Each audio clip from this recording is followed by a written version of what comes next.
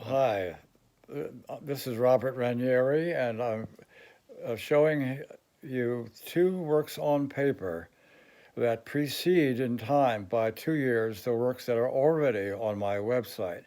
So they're actually portrait heads, and you can see by the differentiation between the two. They probably represent two extremes in my operational, say, process.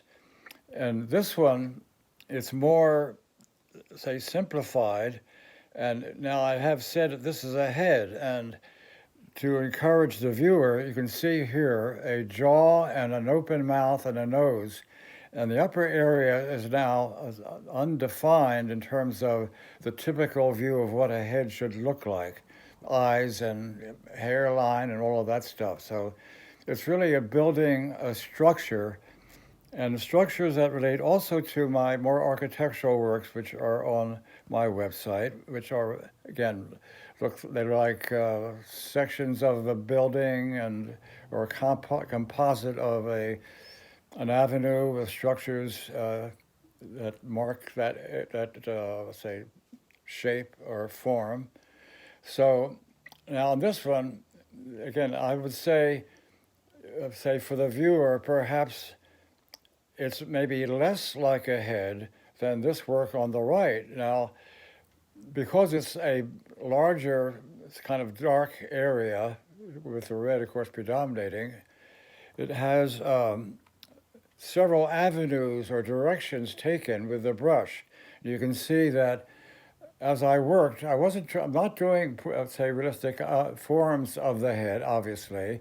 This could have been a partial nose or a partial directive from the end of the nose up over the eye and down. So there's various directions or avenues for the eye to travel through, which is parallel to the artist's desire to frame, say, to establish an outside perimeter in due course.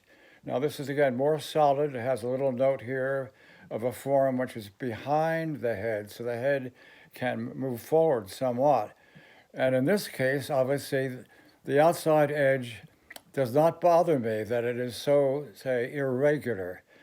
And one of the forms that I have favored in my work, which comes from an architectural slicing through an oval or a vaulted form, you have these two lozenge shapes. And when you pursue the looking of my work on my website, you'll see that that occurs in many, many conditions and emphasizing it in different ways. So, and another motif here is I call these choral performers, a large chorus with different the four great voice parts of the male and female singer. And so there are certain opportunities there in terms of what may be more feminine and what may be a more masculine head, but that is lost, and it favors really the musical connection. That is, music that is marked down on a paper, for example, that the choristers would have, and they can read that. So in a way, we are reading this thing, and not that these things would denote sound, but there is a kind of momentum and an expressive gesture that delivers certain kinds of force and momentum in the very application of the paint itself. And you can see now could have been the end of the nose and the jaw and the mouth and so forth. And is this an ear that's seen around the edge of this, say, almost like a piece of clay sculpture of a head? And then there are other issues in terms of the form that's three-dimensional and where the eye is allowed to progress past. Now these, though very transparent, you can see through them, and they also vary in size. So is this lozenge a little further away than this?